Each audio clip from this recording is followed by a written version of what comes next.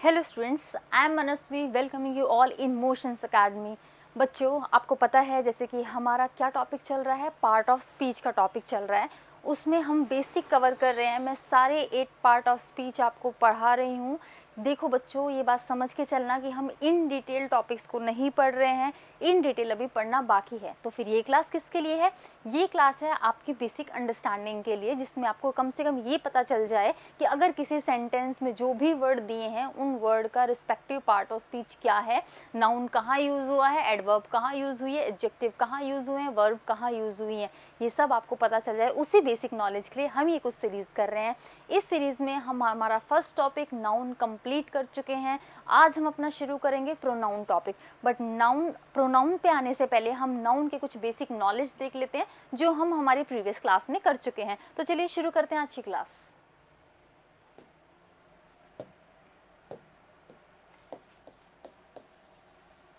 Noun. तो बच्चों बताइए, इससे पहले की वाली क्लासेस में मैंने आपको नाउन के बारे में क्या क्या बताया है। मैंने बात करी है इसके आइडेंटिफिकेशन की, मैंने बात करी है इसके प्लेस की, रिकॉग्नाइज के बहुत सारे, आइडेंटिफाई करने के बहुत सारे मेथड हमने देखे। कौन कौन से? ग्रामेटिकल वे देखा एंड इम्प्रोवाइज्ड वे देखा। इम्प्रोवाइज्ड वे इज योर जुगाड़ वाला वे। जब हमने ग्रामेटिकल वे की बात की, ग्रामेटिकल वे को बच्चों मैं यहाँ पे जी से लिख रही हूँ। जो एब्रीवेशन मैं दूँ प्लीज़ इसे याद रखिएगा। बार बार पूरा एक वर्ड लिखना, उससे हमारा टाइम सेव करने के लिए हम ये एब्रीविएटेड फॉर्म अपनी तरफ से ही बना के यूज़ कर रहे हैं। तो ग्रामेटिकल वे में मैंने आपको क्या वर्ड बताए? हु बताया, व्हाट बताया और whom बताया। मैंने आपको ये 3 WH वर्ड दिए किसी भी नाउन को रिकॉग्नाइज करने के लिए। फिर बात की मैंने एक सेंटेंस में प्लेस की। अच्छा, सेंटेंस की बात आई है तो सेंटेंस की बेसिक रिक्वायरमेंट फटाफट से अपनी नोटबुक में लिख के मुझे बताइए। तो बच्चों आप सबने लिखा होगा। आपने क्या लिखा? सेंटेंस की बेसिक रिक्वायरमेंट में आपने लिखा सब्जेक्ट प्लस आपका वर्ब। आपने लिखा सब्जेक्ट प्लस वर्ब। वर्ब के बाद में हम अदर वर्ड लिखते हैं, लेकिन अभी मैं यहाँ ऑब्जेक्ट लिख रही हूँ। हम अदर वर्ड क्यों लिखते हैं, मैं ऑब्जेक्ट लिखना क्यों अवॉइड कर रही हूँ, ये सब आपको डिटेल पता चलेगी जब हम वर्ब के बारे में पढ़ेंगे। जब मैं वर्ब के टाइप बताऊंगी। बच्चों, हर वर्ब अपने जस्ट बाद ऑब्जेक्ट नहीं लेती हैं। इन सब चीज़ों का डिस्कशन वर्ब में करेंगे। तो अभी के लिए यहाँ पे देखते हैं नाउन का कॉन्सेप्ट। जैसे ही मैंने प्लेस की बात की, मैंने उठाया आपके सेंटेंस का कॉन्सेप्ट, फिर मैंने आपको सेंटेंस का बेसिक रिक्वायरमेंट बताया। उसमें मैंने सब्जेक्ट और ऑब्जेक्ट के बारे में जब आपसे बात की तो मैंने आपको बताया कि बच्चों पूरी ग्रामर में सब्जेक्ट और ऑब्जेक्ट की जगह पे क्या आ सकते हैं? 2 पार्ट ऑफ स्पीच आ सकते हैं केवल और केवल, वो हैं आपके नाउन एंड प्रोनाउन। तो यहाँ पे सब्जेक्ट की जगह पे क्या आ सकता है? नाउन को मैं यहाँ से एन से डिनोट कर रही हूँ और प्रोनाउन को मैं यहाँ पी से डिनोट कर रही हूँ। सेम आपका ऑब्जेक्ट में भी एन और पी। तो यहाँ तक की चीज़ें हमें क्लियर थी। अच्छा, उसके बाद में मैंने आपको बताया कि सब्जेक्ट को अगर आपको आइडेंटिफाई करना है कि सब्जेक्ट की जगह पे आपका नाउन ही रखा गया है ना, आपका कोई और पार्ट ऑफ स्पीच तो नहीं रखा गया, तो मैंने आपको उन 3 WH वर्ड में से 2 WH वर्ड पिक करने को बोला था। वो कौन कौन से हैं? वो हैं आपका हु और व्हाट।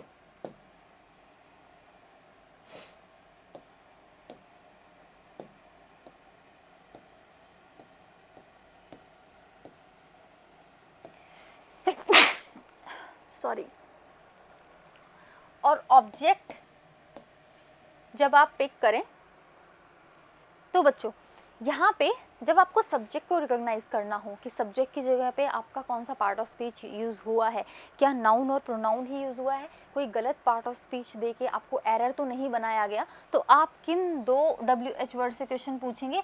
आप पूछेंगे हु और व्हाट से। और इसी तरह जब ऑब्जेक्ट की बात करते हैं, ऑब्जेक्ट को जब आपको रिकॉग्नाइज करना है कि नाउन और प्रोनाउन ही तो यूज़ हुआ है ना, तो आप क्या यूज़ करते हैं? WH वर्ड whom और what।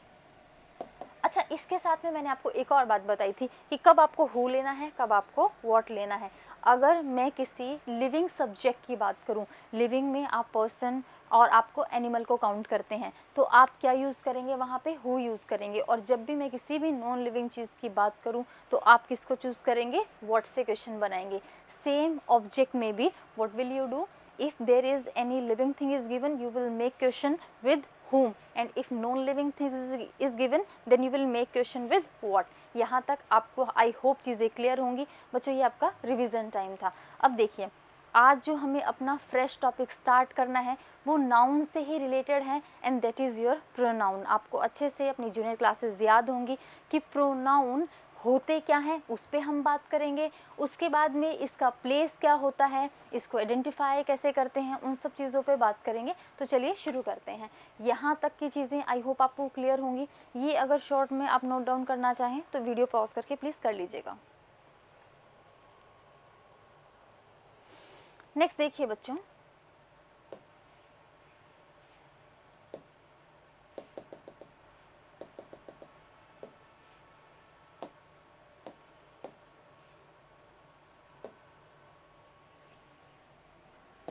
क्या टॉपिक शुरू करने जा रहे हैं हम शुरू करने जा रहे हैं प्रोनाउन। अच्छा, आप सब मुझे अब ये बताइए कि प्रोनाउन होते क्या हैं, व्हाट इज प्रोनाउन। तो देखो ये प्रोनाउन जो आपका वर्ड है, क्या वो दो वर्ड से मिलके बना है? वो दो वर्ड कौन से हैं? Pro plus noun, right. इन दोनों के कॉम्बिनेशन से ही क्या बना है? प्रोनाउन बना है। So what does it mean? इसको स्प्लिट करने से हमें क्या पता चला कि नाउन के प्लेस पे अगर हमें कुछ और यूज़ करना हो, उस नाउन को रिप्लेस करने के लिए तब हम क्या यूज़ करते हैं? प्रोनाउन यूज़ करते हैं। नाउन को ही रिप्लेस करने के लिए बच्चों प्रोनाउन यूज़ किए जाते हैं। चलो यहाँ तक तो हमने बचपन में भी पढ़ा था। ऐसा करते क्यों हैं? हमें ज़रूरत क्या पड़ी कि हमने प्रोनाउन बनाना पड़ा? नाउन से भी काम चल रहा था। तो देखो बच्चों, जब स्टोरीज़ लिखी जाती है या फिर कोई भी एक पैराग्राफ लिखा गया है, न्यूज़पेपर में हम बात कर रहे हैं, आप अपनी बुक्स पढ़ रहे हो और उसमें मान लो किसी स्टोरी में किसी पर्सन का हम उसके बारे में बात कर रहे हैं, उसके बारे में एक नरेट किया जा रहा है कोई स्टोरी, तो उस पर्सन का बार बार जब हम नाम बोलते हैं कि जैसे मान लो राम ने ये किया, फिर राम ने वो किया, फिर राम वहाँ गया, फिर यहाँ गया, तो इन सब केसेस में क्या होता है, बार बार एक अनोइंगनेस सा हमें फील होता है बार बार सेम नेम को यूज़ करने से। तो हम क्या करते हैं, इस जो राम नाम है इसको हम एक सुटेबल प्रोनाउन से रिप्लेस कर देते हैं। मैंने सुटेबल क्यों बोला? क्योंकि राम हम क्या कंसिडर करते हैं? एक जो मस्कुलिन जेंडर है, और इसका जो आप प्लूरल और सिंगुलर में से आप इसे क्या कंसिडर करते हैं? सिंगुलर कंसिडर करते हैं। तो मस्कुलिन सिंगुलर नाउन के लिए हमने क्या प्रोनाउन यूज़ किया? ही किया। यहीं पे अगर सीता, अगर एक आपका फेमिनिन जेंडर है और उसके बाद में सिंगुलर है तो हम क्या यूज़ करते? शी यूज़ करते। तो मैंने क्या बोला? किसी भी एक पर्टिकुलर नाउन के लिए सुटेबल प्रोनाउन का यूज़ किया जाता है, एक बार बार नाउन के रिपीटेशन को रोकने के लिए। अब ये आपकी लैंग्वेज को ब्यूटिफाई करता है, लैंग्वेज को सिंपल करता है। Language should be simple. Language जो हम डेली कम्युनिकेशन में हमारे आइडियाज़ को एक्सचेंज करने के लिए यूज़ करते हैं बच्चों, वो चीज़ कॉम्प्लेक्स नहीं होनी चाहिए। वो जितनी सिंपल होगी उतना ही अंडरस्टैंडिंग आसान होगा, उसे बोलना आसान होगा। तो इसको सिंपल बनाने के लिए हमने इस प्रोनाउन कॉन्सेप्ट को हम इसमें लेके आए। तो आई होप आपको इसका यूज़ हम क्यों कर रहे हैं ये चीज़ आपको क्लियर हो गई होगी। अब जो हमारा मेन इम्पॉर्टेंट पार्ट है that is identification and place, उसकी बात करते हैं।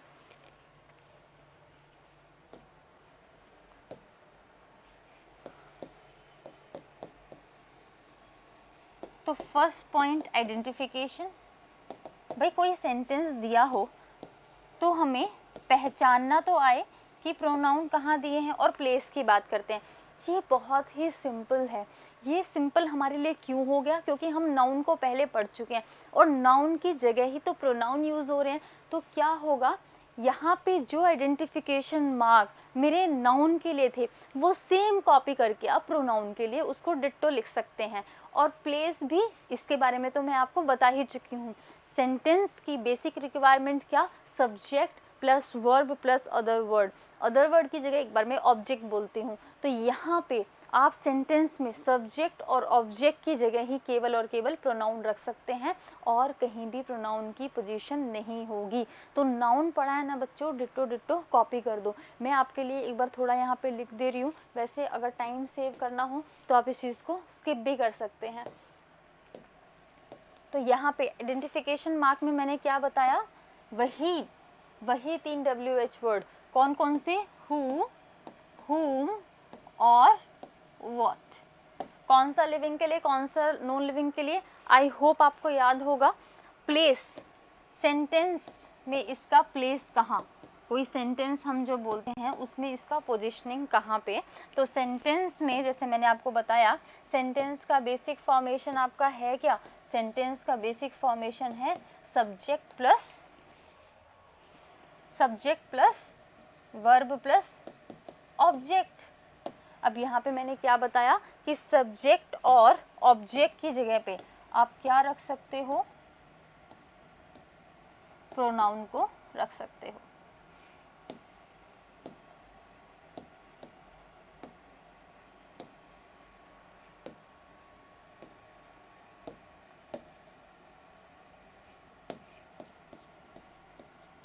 प्रोनाउन को रखा जा सकता है, ठीक है। ये चीज़ें यहाँ तक आपको क्लियर होंगी, तो एक बार वीडियो पॉज करके यहाँ तक नोट डाउन कर लीजिए, फिर कुछ एग्जाम्पल देख लेते हैं।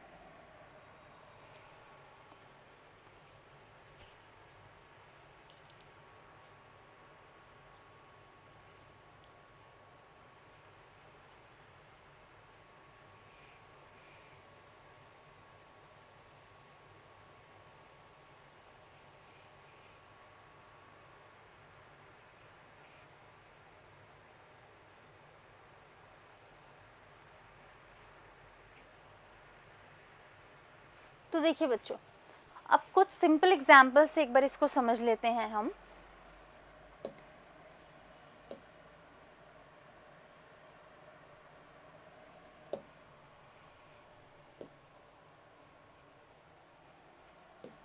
तो यहाँ देखिएगा, एग्जाम्पल में क्या लिख रही हूँ, जैसे कि ही वेंट देयर। बच्चों प्रोनाउन और भी सिंपल हो जाते हैं, क्यों हो जाते हैं?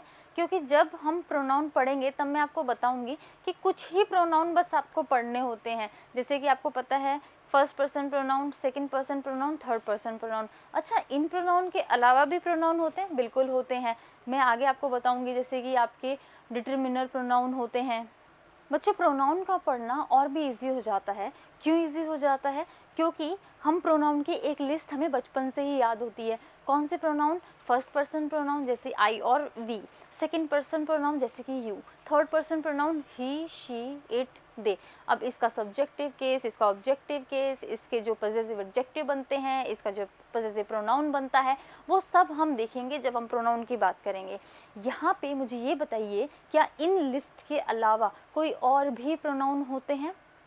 जी हाँ, बिल्कुल होते हैं। जैसे कि आपका डेफिनेट प्रोनाउन है, इनडेफिनेट प्रोनाउन है, एंड सो ऑन। जैसे कि इनडेफिनेट, डेफिनेट तो मैंने कैटेगरी बताई, एग्जाम्पल बताती हूँ। जैसे कि एवरीबडी हो गया, समबडी हो गया, नोबडी हो गया, वन हो गया, ये सारे भी आपके प्रोनाउन हैं। तो उन सबको आइडेंटिफाई करने का तरीका जो हमने अभी अभी पढ़ा, उनको अब कुछ एग्जाम्पल में इम्प्लीमेंट करके समझते हैं। तो यहाँ पे मैंने बोला ही वेंट देयर, बहुत सिंपल। आपको यहाँ पे एक क्वेश्चन दिख रहा होगा। तो यहाँ पे मेरा सेंटेंस मैंने लिखा है जिसमें ही क्या है, मेरा सब्जेक्ट है, और वो जो एक्शन कर रहा है वो वर्ब से शो किया है। और देयर क्या है, अभी के लिए हमने पढ़ा नहीं है, लेकिन मैं यहाँ बता रही हूँ आपकी एडवर्ब है। कैसे पहचानते हैं, क्यों पहचानते हैं, सब आगे बताऊंगी। अभी के लिए इस पे ध्यान ना देके प्रोनाउन पे ध्यान देंगे। तो सब्जेक्ट की जगह पे आपका क्या आया है? ही आया है। ही क्या है? प्रोनाउन है। लेकिन आइडेंटिफाई करेंगे अभी हम तो किससे आइडेंटिफाई करेंगे? ही किसी लिविंग चीज़ के लिए यूज़ होता है कि नॉन लिविंग चीज़ के लिए होता है? ही एक masculine gender, singular masculine gender के लिए आपका ही यूज़ होता है। तो यहाँ पे लिविंग है, इसलिए क्वेश्चन किससे बनाएंगे आप? क्वेश्चन बनाएंगे हु से। अब आपको मैंने तरीका क्या बताया था कि जिस किसी को भी आइडेंटिफाई करना हो, आप क्या करा करो, उसकी जगह पे एक WH वर्ड रख दिया करो, रिस्पेक्टिव WH वर्ड रखना है यहाँ पे, ऐसा नहीं कि कुछ भी रख दिया। तो यहाँ पे आपने हु रखना है, और आगे का जो सेंटेंस है वो आप एज इट इज़ लिख लेंगे। तो क्या लिखेंगे? Who went there, right. आप क्वेश्चन पूछ रहे हैं तो इंटेरोगेटिव मार्क लगाएंगे। अच्छा, इसके आंसर में आपको क्या मिलेगा? जैसे कि आपके पास यहाँ पे मैंने क्वेश्चन दिया हुआ he went there and then I asked a question who went there, your answer will be he. He went there. तो आपका जो बच्चों ये ही है, ये क्या हो गया आपका सब्जेक्ट, और सब्जेक्ट की जगह पे ये आया है आपका प्रोनाउन। क्लियर है आपको इतनी चीज़ें? तो ये तो एक बहुत ही सिंपल सेंटेंस था, इसको यहाँ पे प्लीज़ नोट डाउन कर लीजिए। नेक्स्ट देखिए, नेक्स्ट एक और क्वेश्चन देखते हैं। आई एट मैंगो, राइट। तो यहाँ पे मुझे क्या आइडेंटिफाई करना है कि मैंने सब्जेक्ट की जगह पे प्रोनाउन लिया है कि नहीं लिया। आई क्या है, लिविंग है। किससे क्वेश्चन बनाएंगे आप, हु से बनाएंगे। आगे का सेंटेंस एज इट इज लिखेंगे कि हु एट मैंगो। आपको आंसर में क्या मिलेगा, आई मिलेगा। तो आई क्या हो गया आपका, आई आपका हो गया बच्चों यहाँ पे सब्जेक्टिव, और सब्जेक्ट के केस में क्या हो गया प्रोनाउन। इतनी चीज़ें आपको आई होप क्लियर होगी। नेक्स्ट देखिए, एक और क्वेश्चन देखते हैं। एक बार वीडियो पॉज करके इसको नोट डाउन कर लीजिए। नेक्स्ट देखते हैं,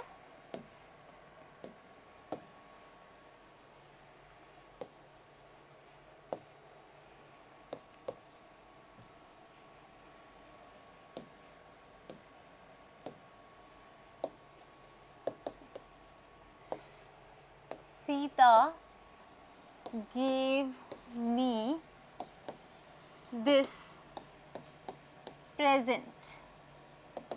तो यहाँ पे आपको सब्जेक्ट ऑब्जेक्ट दोनों आइडेंटिफाई करने हैं, प्रोनाउन को आइडेंटिफाई करना है, और आपको रिस्पेक्टिव WH वर्ड से क्वेश्चन बना के ऐसा करना है। तो यहाँ पे बच्चों क्वेश्चन क्या बना मेरा, मैंने जब सीता को, जैसे अंडरलाइन मैंने कर दिया सीता, मैंने कर दिया मी, तो यहाँ पे आपको इन दोनों का पार्ट ऑफ स्पीच बताना है। वैसे तो आप बता सकते हो कि सीता क्या है, अभी नाउन वाला कॉन्सेप्ट भूलना नहीं है, कनेक्ट द डॉट्स बच्चों हमेशा रखना है। अभी कुछ नया पढ़ रहे हैं तो आपको पुराने वाली चीज़ें भूलते नहीं जाना। सीता लिखा है तो आपको नाउन आइडेंटिफाई करना है। अच्छा, सब्जेक्ट की जगह पे आया है तो मैं कौन सा WH वर्ड चूज़ करूँ, मैं चूज़ करूँगी हु। कोई यहाँ पे हुम नहीं लेगा, हुम किसके लिए, ऑब्जेक्ट के लिए है। तो who gave me this present, present मतलब तोहफा। देखो बच्चों, एक वर्ड के बहुत सारे पार्ट ऑफ स्पीच होते हैं, इसको डिनाई नहीं कर सकते इस फैक्ट को। तो बहुत सारे पार्ट ऑफ स्पीच होते हैं, जैसे कि ये प्रेजेंट ही मैंने यहाँ पे लिया है। प्रेजेंट एक मैंने बताया, तोहफा आपका नाउन है, ठीक है, गिफ्ट जिसको आप बोलते हैं। अच्छा, एक प्रेजेंट आपकी वर्ब भी होती है कि I will present this topic today. तो प्रस्तुत करना जिसको आप बोलते हो ना, प्रेजेंटेशन से प्रेजेंटेशन का वर्ब बना प्रेजेंट, तो प्रस्तुत करना, तो वो आपका वर्ब भी है। एक वर्ड के बहुत सारे पार्ट ऑफ स्पीच हो सकते हैं। मैं उतना डिटेल में भी नहीं जा रही हूँ, अभी बहुत वेरी बेसिक क्लास आप बोलते हो ना, मतलब बिल्कुल फाउंडेशन अभी चल रहा है। जैसे फाउंडेशन में आपको पता है कि जब खुदाई होती है तो ज़मीन से भी नीचे हम खोदते हैं, तो उस लेवल पे अभी हम पढ़ रहे हैं। एडवांस लेवल पे जब हम जाएंगे तो बहुत मज़ा आने वाला है, लेकिन वो मज़ा तभी आएगा जब बेसिक हमारा क्लियर होगा, वरना सारी चीज़ें ऊपर नीचे से जाएंगी। तो यहाँ पे ये चीज़ समझ लो, सीता को आइडेंटिफाई किया, नाउन, क्वेश्चन क्या बनाया, who gave me this present, answer आया सीता। सीता क्या हो गया, नाउन हो गया। अब यहाँ पे एक और चीज़ समझो, मेरा प्रोनाउन का चल रहा है टॉपिक, तो मैं एक बार सीता को रिप्लेस कर रही हूँ किसी सुटेबल प्रोनाउन से। तो सीता क्या है, फेमिनिन सिंगुलर सब्जेक्ट है आपका। आप क्या ले लेंगे यहाँ पे, आप ले लेंगे यहाँ पे शी, ठीक है। अब शी को आइडेंटिफाई कर रहे हैं, कोई बात नहीं, जो नाउन की स्टोरी थी वही प्रोनाउन की स्टोरी है, there is not much difference. Then what we will do, she है, सब्जेक्ट है, आइडेंटिफाई करना है, will make question with who. तो हु गेव, आपको rest of question as it is लिखना है। तो who gave me this present, right, and answer will be Sita, sorry she, answer will be she. तो she क्या हो गया बच्चों, आपका सब्जेक्ट क्या है, सब्जेक्टिव केस प्रोनाउन हो गया। ये चीज़ें क्लियर होंगी आपको। चलो अब मुझे ऑब्जेक्ट को रिकॉग्नाइज करना है, तो ऑब्जेक्ट को रिकॉग्नाइज करने के लिए किससे क्वेश्चन बनाने के लिए बोला मैंने, आप बना सकते हो होम से, आप बना सकते हो व्हाट से, ठीक है। अब यहाँ पे जो मी है, ठीक है, मुझे, ये पर्सन के लिए यूज़ होता है। तो यहाँ पे आप क्वेश्चन किससे बनाओगे, whom से बनाओगे। लिविंग है ना, पर्सन के लिए यूज़ होता है, whom से बनाओगे। तो क्या आएगा, एक क्वेश्चन यहाँ बना रही हूँ, she gave whom this present. Answer में क्या आएगा, आंसर में आएगा me. She gave whom this present. देखो क्वेश्चन बनाने का तरीका पता है ना, जिस भी वर्ड को रिकॉग्नाइज करना है, आपको पहचानना है, आइडेंटिफाई करना है, आप जस्ट उस वर्ड को रिप्लेस कर दीजिए WH वर्ड से। WH वर्ड कौन सा लेना है वो आपको पता है। तो she gave whom this present, answer क्या आया, मी। तो मी क्या हो गया बच्चों, आपका ऑब्जेक्टिव केस प्रोनाउन हो गया। मैं ऑब्जेक्टिव केस प्रोनाउन, ये लंबी चौड़ी बात क्या बोल रही हूँ, ऑब्जेक्टिव केस इसलिए बोला क्योंकि इसका प्लेस क्या है, ऑब्जेक्ट है, ठीक है। और प्रोनाउन तो ये है ही क्योंकि नाउन को रिप्लेस करके यूज हुआ है। मी कोई ना कोई पर्सन होगा, उसका कोई ना कोई नाम होगा, उसको रिप्लेस कर दिया मैंने मी से। Is that clear to you?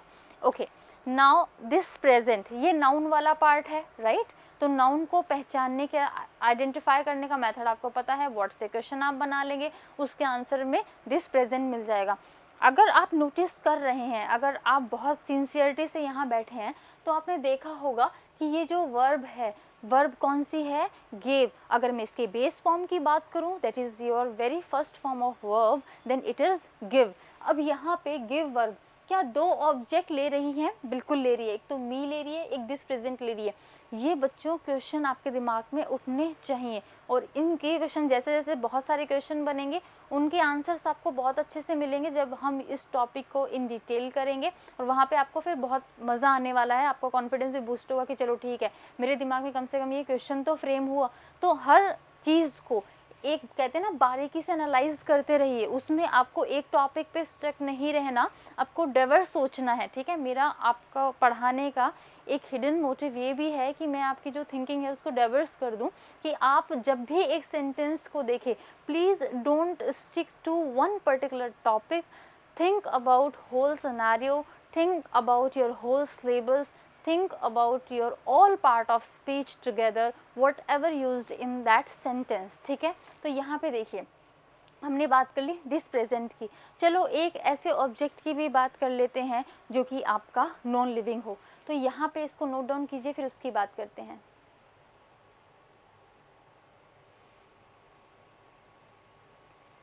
चलिए बच्चों, आपने लिख लिया होगा इसको। तो यहाँ पे देखिएगा, मैं यहाँ पे एक सेंटेंस बना रही हूँ, बहुत ही सिंपल। क्या बोला मैंने, I have done it. Okay, I have done it. I क्या है, आपका सब्जेक्टिव केस प्रोनाउन है। कैसे पहचाना, मैंने हु से क्वेश्चन बनाया, who have done it. Answer में मुझे क्या मिला, आई मिला। मैं अभी बात करना चाह रही हूँ इट के बारे में। इट क्या है, ऑब्जेक्ट की जगह पे आया है। मुझे पहचानना है कि इसका पार्ट ऑफ स्पीच क्या है। तो मैंने कैसे पहचाना इसको, मुझे WH वर्ड से क्वेश्चन बना के पहचानना है। और WH वर्ड मैं कौन सा चूज़ करूँ, ऑब्जेक्ट की जगह पे है, इट नॉन लिविंग के लिए होता है। तो यहाँ पे मैं किससे क्वेश्चन बनाऊंगी, व्हाट से क्वेश्चन बनाऊंगी। तो क्वेश्चन क्या बनेगा, क्वेश्चन का फॉर्मेशन क्या होगा, ध्यान दीजिएगा। आई हैव, आई होप ये पेन आपको विजिबल होगा, ये कलर विजिबल होगा इधर, let me change. Okay, I have done what, I have done what. कोई भी बेसिक जो इंटरोगेटिव पैटर्न होता है, इंटरोगेटिव सेंटेंस का स्ट्रक्चर होता है, उस पर भी ज़्यादा ध्यान नहीं देगा कि आपने व्हाट पहले कैसे लिख दिया, ये कौन सा स्ट्रक्चर है। हम तो जब इंटरोगेटिव स्ट्रक्चर पढ़ते हैं, इंटरोगेटिव सेंटेंस पढ़ते हैं, तो WH वर्ड पहले लिखते हैं, उसके बाद में हेल्पिंग वर्ब हम लिखते हैं, उसके बाद में सब्जेक्ट लिखा जाता है, उसके बाद में मेन वर्ब लिखी जाती है, उसके बाद में ऑब्जेक्ट लिखा जाता है। उतना भी आपको तिगड़म यहाँ पे नहीं लगाना है, ठीक है। अभी आपको सिंपल हम पार्ट ऑफ स्पीच रिकॉग्नाइज करना पड़ रहे हैं, तो ठीक है, आप अपना देसी लैंग्वेज, लेमन लैंग्वेज चलने दो, कोई दिक्कत नहीं है। तो आई हैव डन व्हाट, आंसर में क्या मिलेगा आपको, it. I have done it. तो यहाँ पे इट आपको आंसर में मिला, व्हाट के आंसर में मिल रहा है आपको, ऑब्जेक्ट की जगह है, तो ऑब्जेक्टिव केस ऑफ प्रोनाउन हो गया। ऑब्जेक्ट है बच्चों, और ऑब्जेक्ट की जगह कौन सा पार्ट ऑफ स्पीच आया है, ये है प्रोनाउन। क्लियर है यहाँ तक चीज़ें, तो प्लीज़ नोट इट डाउन।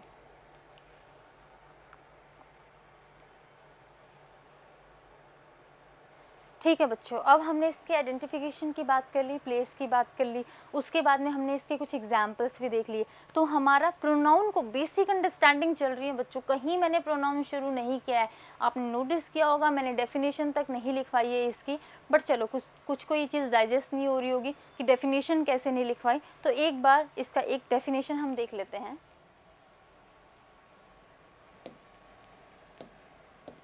बहुत ही सिंपल सा हम इसका डेफिनेशन लिखेंगे। प्रोनाउन की डेफिनेशन में लिखेगा which comes in place of noun। जो नाउन की जगह पे आते हैं उनको आप क्या कहते हैं? प्रोनाउन कहते हैं। सिंपल सा एक आपका डेफिनेशन है।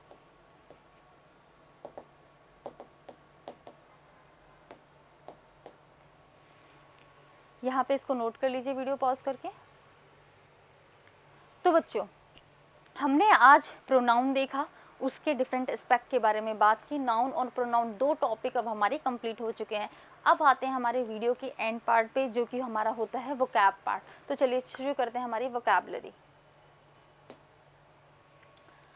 तो बच्चों, वोकैब, जैसे कि मैंने आपको लास्ट सेशन में भी बताया था, जब मैंने आपकी लास्ट सेशन में वोकैब ली थी, कि हम वोकैब को डिफरेंट मेथड से करेंगे।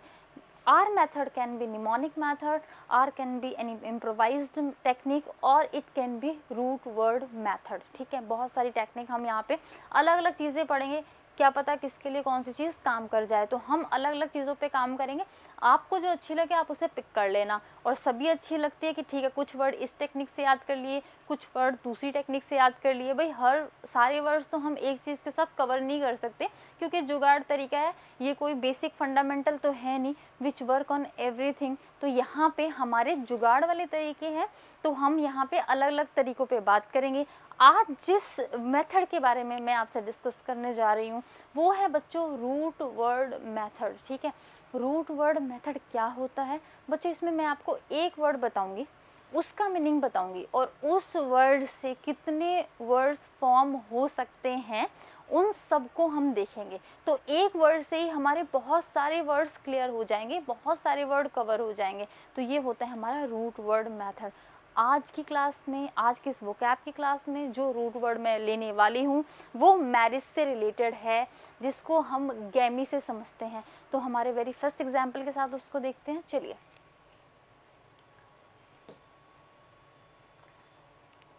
तो बच्चों पहले वीडियो देख लीजिए।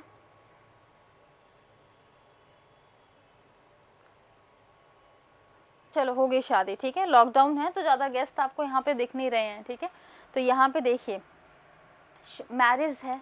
अब क्या हो रहा है, एक पर्सन दूसरे एक ही पर्सन से शादी कर रहा है।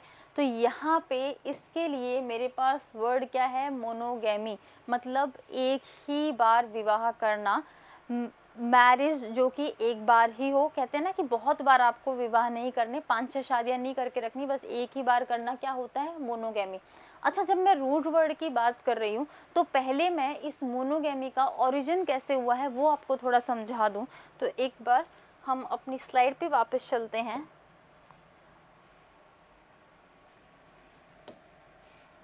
मैं बात कर रही हूँ आपसे रूट वर्ड की। रूट वर्ड मतलब एक वर्ड समझेंगे और उससे बहुत सारे वर्ड हम करेंगे। मैंने आज जो वर्ड आपके लिए उठाया है वो है गैमी। ठीक है, गैमी किससे रिलेटेड है? मैरिज से रिलेटेड है। तो कहीं पे भी आपको गैमी वर्ड दिख जाए तो वो आपका कहीं ना कहीं शादी से रिलेटेड होगा, आपको ये समझना चाहिए। ठीक है, ओके। अब यहाँ पे जो फर्स्ट वर्ड मेरे सामने आया था वो क्या था बच्चों? वो था मेरा मोनोगैमी, वो था मोनोगैमी। तो क्या ये, इसको अगर मुझे स्प्लिट करना हो तो मैं कैसे स्प्लिट करूँगी? Mono plus गैमी, right. और इस मोनो वर्ड को तो हम बहुत अच्छे से जानते हैं, केमिस्ट्री में हम बहुत ज़्यादा पढ़ते हैं इसको। मोनो मतलब क्या होता है? वन। मोनो मतलब क्या? वन। और गैमी मतलब मैरिज, तो एक ही बार, एक ही पूरे लाइफ टाइम में एक शादी करना, क्या हो गया आपका मोनोगैमी। तो रूट वर्ड समझ में आया आपका गैमी, और उससे अब जो जो वर्ड बनेंगे, जो जो आपके एग्जाम में फ्रिक्वेंटली पूछे जाते हैं, वो सब हम यहाँ पे देख रहे हैं। मोनोगैमी से हमने शुरुआत की। अच्छा, अब शादी, अगर मतलब किसी फीमेल की बात हो तो फीमेल के लिए हम क्या वर्ड यूज़ करते हैं, गायनी वर्ड यूज़ करते हैं। आपने गायनेकोलॉजिस्ट सुना होगा। गायनेकोलॉजिस्ट कौन होते हैं? गायनेकोलॉजिस्ट होते हैं वो डॉक्टर जो वुमेन से रिलेटेड जो भी प्रॉब्लम होती है उससे डील करते हैं, उनको आप क्या कहते हैं? गायनेकोलॉजिस्ट बोलते हैं। तो गायनी वर्ड हमेशा वुमेन से रिलेटेड होता है। इसी तरह जो एंड्री वर्ड होता है वो किससे रिलेटेड होता है? मेल से होता है रिलेटेड, पुरुष से संबंधित होता है। तो उन वर्ड को भी हम यहाँ पे देखेंगे। तो जब उन वर्ड्स की लिस्ट आएगी तो मैं आपको वो उनका मीनिंग भी लिखवा दूंगी। अभी आप यहाँ पे ये नोट डाउन कर लीजिए।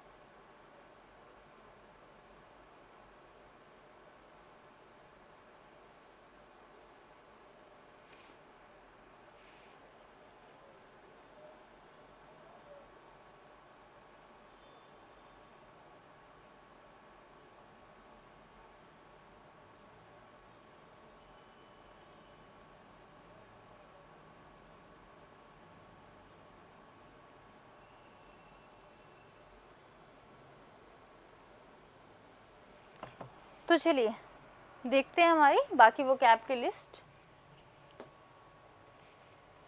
ये वर्ड आप नोट डाउन कर लीजिए।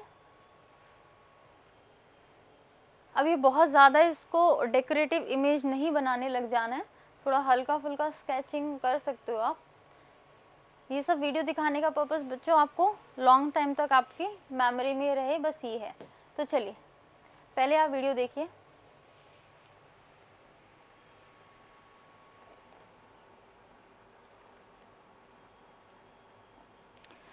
चलो देखा होगा आपने, कुछ अरब कंट्रीज़ का ऐसा वीडियो दिख रहा है, उनका आपका ड्रेसिंग सेंस आपको पता चला होगा।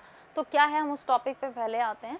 यहाँ पे एक पर्सन, एक मेल ने एंटर किया और ये बहुत सारी फीमेल, ठीक है, ये इनको सर्व करने के लिए आगे बढ़ी, उन सबको लेके आ रही हैं। तो एक जो मेल है उसने बहुत सारी शादियां कर रखी हैं, बहुत सारी फीमेल यहाँ पे बैठी है। तो यहाँ पे उसने बहुत सारी शादी कर रखी है, उसको क्या बोलते हैं? पॉलीगैमी। अब देखो, पॉली जो वर्ड है वो क्या होता है? मैनी। पॉलीमर सुने हैं ना आपने केमिस्ट्री में, मर होता है यूनिट, पॉली होता है मैनी। तो मैनी यूनिट से मिलके जो एक चीज़ बनती है दैट इज़ योर पॉलीमर।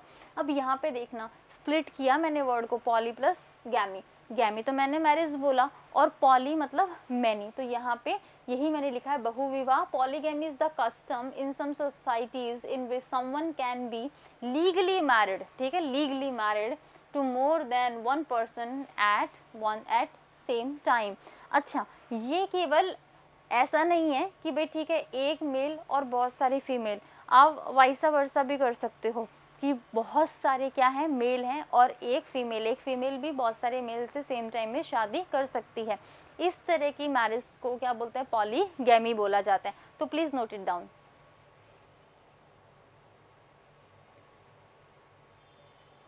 चलिए नेक्स्ट देखते हैं।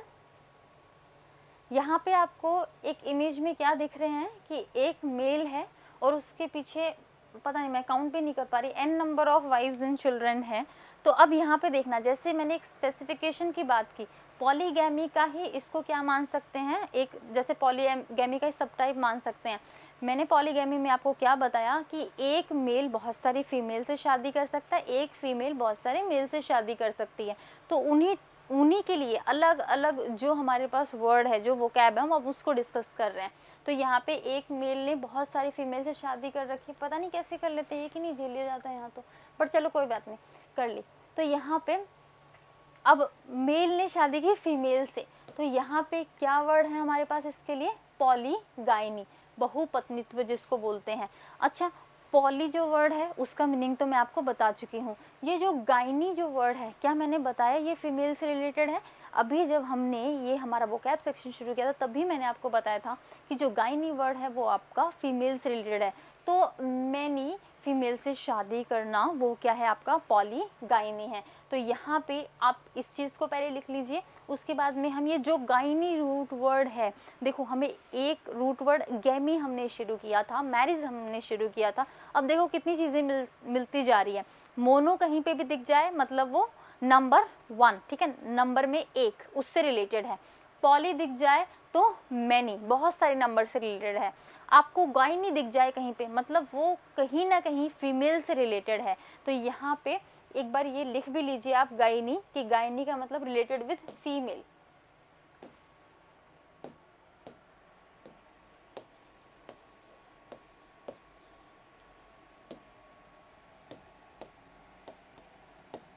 रिलेटेड विद फीमेल, ठीक है, नोट डाउन कर लीजिए। अब देखिए बच्चों, नेक्स्ट हम क्या देख रहे थे, हमारा वोकैब का सेक्शन चल रहा था, पॉलीगाइनी हमने कर लिया है। नेक्स्ट इमेज देखिए, इसमें क्या है, एक फीमेल है और उसके साथ बहुत सारे मेल खड़े हैं। हमारे हिंदू मैथोलॉजिकल स्टोरीज में भी इसका एग्जाम्पल मिलता है। द्रौपदी हम पढ़ते ही आए हैं, बचपन से कहानियाँ सुनते आए हैं, महाभारत पूरा हमने सुना है।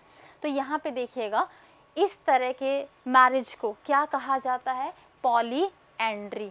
पॉली क्यों मतलब मैनी है इसलिए, और एंड्री एक मेल के लिए यूज होने वाला वर्ड है।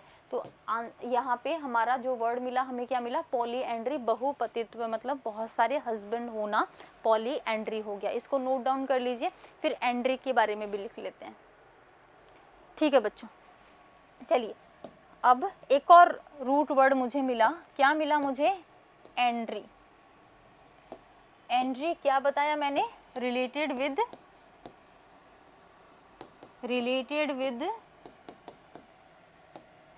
मेल, पुरुष से संबंधित है। तो आप गायनी याद रखेंगे, एंड्री याद रखेंगे, गैमी याद रखेंगे, मोनो याद रखेंगे और पॉली को भी याद रखेंगे। तो चलिए यहाँ पे शुरू करते हैं हमारा नेक्स्ट वोकैब को। तो बच्चों, अब जब मैरिज की बात हो रही है तो कुछ लोग ऐसे भी तो होते हैं जो मैरिज को बिल्कुल नो कहते हैं, ठीक है, हु हेट्स मैरिजेस, ठीक है, जो शादी से बहुत ज़्यादा क्या करते हैं, हेट करते हैं, जिनको शादी बिल्कुल भी पसंद नहीं होती। तो वही मैंने एक सिंबल लगाया है, आपको एक कपल दिख रहा होगा, उससे पहले जो ये जो आपका सिंबल होता है वो किसका होता है, बैन का होता है, ठीक है, हेट नहीं, ये चीज़ नहीं चलेगी। तो इसके लिए हमारे पास क्या वोकैब है, क्या वर्ड है, मीजोगैमी। मीजोगैमी, अगर मैं इसको स्प्लिट करूं तो क्या मुझे मिलेगा, मीजो प्लस गैमी, ठीक है। गैमी तो मुझे पता था, क्या है रूट वर्ड आपका, मैरिज से रिलेटेड है। मुझे एक और रूट वर्ड मिल गया, दैट इज योर मीजो, ठीक है। अब मीजो का मतलब क्या होता है, हेट होता है। अभी बस सुन लो, सब चीज़ें लिखवा दूंगी, don't focus on writing only, यहाँ पे केवल उस दिमाग में जाना चाहिए, ठीक है। पेपर पेन जी जरूरी है लिखना, बट ऐसा नहीं कि नहीं कॉपी भर के रखे, दिमाग में कुछ गया नहीं, तो सुनने के टाइम पे सुन लो, I give you sufficient time to write. तो यहाँ पे मीजोगैमी, मीजो मतलब हेट, गैमी मतलब मैरिजेस। तो अवर्जन टू मैरिज, अवर्जन क्या होता है, आपकी एक और वोकैब भी यहाँ पे रेडी हो गई। अवर्जन होता है डिसलाइक, ठीक है। तो हेटर ऑफ मैरिज, हेटर तो आपको समझ में आया होगा, ये अवर्जन एक अच्छा वर्ड है जिसका मतलब भी हेटेड होता है, डिसलाइक होता है, नापसंद करना होता है। तो अवर्जन टू मैरिज, जो मैरिज को पसंद नहीं करते, उसको क्या कहते हैं, उसको मीजोगैमी कहते हैं। और जो पर्सन ऐसा करते हैं उनको मीजोगैमिस्ट बोलते हैं। मीजोगैमिस्ट मतलब वो पर्सन जो शादी को हेट करते हैं। तो यहाँ पे प्लीज नोट इट डाउन।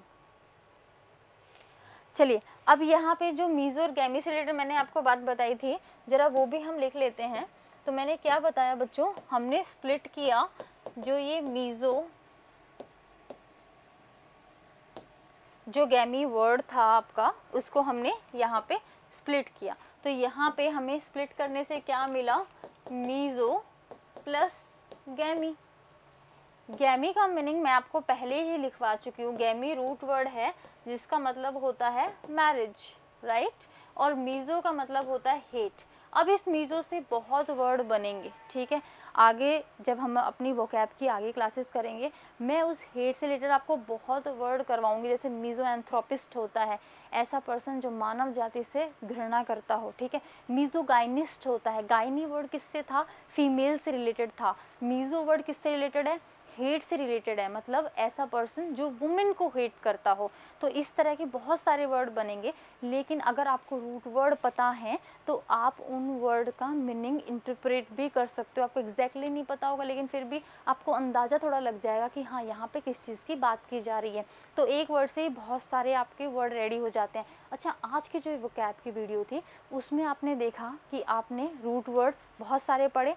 आपने गैमी से शुरू किया, गैमी इज़ मैरिज, फिर gyny, gyny is related to female, फिर आया andry, andry is related to male, फिर आया आपका मोनो, मोनो मतलब नंबर में एक, फिर आया पॉली, पॉली मतलब बहुत सारे, मैनी, उसके बाद में आया मीज़ो, मीज़ो मतलब हेट। अच्छा, आप एक और चीज़ नोटिस कर रहे हैं, कभी तो ये आपके क्या बन रहे हैं, आपके प्रीफिक्स बन रहे हैं, और कभी बन रहे हैं सफिक्स। अच्छा, प्रीफिक्स और सफिक्स क्या होते हैं? प्रीफिक्स मतलब जो किसी के स्टार्टिंग में लगे, दैट आर प्रीफिक्स, और जो एंड में लगे वो क्या होते हैं, आपके सफिक्स होते हैं।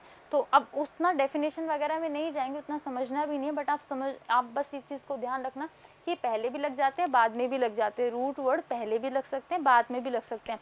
जैसे मीज़ो भी तो एक रूट वर्ड ही है, ये पहले लग रहा है, और गैमी भी तो एक रूट वर्ड ही है, ये बाद में लग रहा है। तो ये चीज़ें भी थोड़ा सा आप उसको एनालाइज करते रहिए। तो बच्चों, इसी के साथ हम आज का लेक्चर हमारा यहीं पे वाइंड अप करते हैं। Until the next class, stay safe, take care, जय हिंद।